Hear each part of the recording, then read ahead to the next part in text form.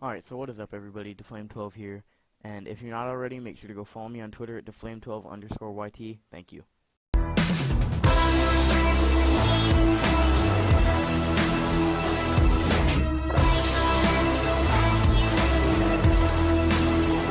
What is going on everybody, Deflame12 here, back again with another video. I'm going to try to make this one quick. I hope you like the little gameplay in the background I've prepared. But today I have my mock draft comparison, and I'll be discussing the trades that happened last night on draft day. So I'm just going to go through this somewhat quickly. With the first pick, I predicted the Sixers would draft Washington point guard Markelle Fultz, and they did. And along with that, I predicted that the Lakers would draft Lonzo Ball, the UCLA point guard, and they did, of course. Who didn't have this predicted? It was pretty much set in stone that this would happen, especially the first pick. With the third pick, I had the Celtics taking Kansas small forward Josh Jackson. They actually took Jason Tatum, and along with that, the Phoenix Suns took Josh Jackson. So I predicted this backwards, but I believe I did say that it could really go either way. I think the reason that the Celtics passed on Jackson was because he didn't work out for them. So I think that's why they really chose Tatum over Jackson. Then with the number 5 pick, the Kings selected Kentucky point guard De'Aaron Fox. That's what I predicted. That's who they wanted the whole time. And it was pretty obvious that they would pick him for a while if he was available. With the 6th pick, I had the Orlando Magic taking FSU small forward Jonathan Isaac. I think this was a good pick for both teams. The Magic, they're only decent small forward unless you count Evan Fournier, which I really count him as a shooting guard. Jeff Green, who is not even that good anymore, but still alright. He's their only decent small forward. I don't think he's going to be remaining there. I think he's going to go somewhere else. So a small forward's a good pick for them. They didn't need a big, and they didn't need a point guard or really a shooting guard, so that really fits them. Then with the number 7 pick, I had the Minnesota Timberwolves taking Dennis Smith Jr., the NC State point guard, and they actually selected Lauri Markkanen and then traded him to the Chicago Bulls along with Zach LaVine and Chris Dunn for Jimmy Butler and the 16th overall pick. Now that's where the first trade comes in. And I think the Timberwolves ultimately won that trade, but we'll have to see how good Lauri Markkanen is in the NBA to really decide who won. With the 8th pick, I had my New York Knicks taking a point guard from France, Frank Ntilikina, and they did.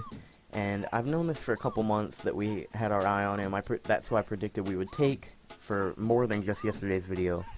And I'm happy that we did. I feel like he could be a good player on our team, and I feel like he could definitely help us out, maybe win a few more games. We're obviously still in the rebuilding phase, but I feel like he could help our team out. And with the 9th pick, I had the Dallas Mavericks selecting Malik Monk, shooting guard from Kentucky. They actually took Dennis Smith Jr. I didn't have him available at this point, but that makes more sense for them since they already have Wesley Matthews at shooting guard, and it just makes more sense for them to take a point guard. With the 10th pick, I had the Sacramento Kings selecting Zach Collins, a power forward from Gonzaga. And although they traded him to Portland, they actually did select him. And they traded him to Portland for the 15th and the 20th pick in this draft. And I think the Kings definitely won that trade. That was a really good trade by the Kings. And maybe Zach Collins will play good for Portland. We'll see. But I feel like the Kings really had a good draft and had a good trade there. With the 11th pick, I had the Charlotte Hornets selecting Donovan Mitchell, a Louisville shooting guard. And what they did makes a lot more sense because they took Malik Monk, Kentucky shooting guard, who's better than Donovan Mitchell, and I didn't have Monk being available. I had him getting drafted by the Mavericks. So that Minnesota Timberwolves pick and trade really messed up my mock draft. But the Detroit Pistons at the 12th pick still did take Luke Kennard like I predicted. And with the 13th pick, the Denver Nuggets, I had selecting Lauri Markkanen. Of course, he wasn't available there. they actually selected Donovan Mitchell and proceeded to trade him to the Utah Jazz for Trey Lyles and the 24th pick. Now, I don't really know who won that trade. I'd have to say Utah probably won it, since they, it just doesn't make sense to do what the Nuggets did there. Drafted Donovan Mitchell and then traded him for not much. So I'd say the Jazz won that trade.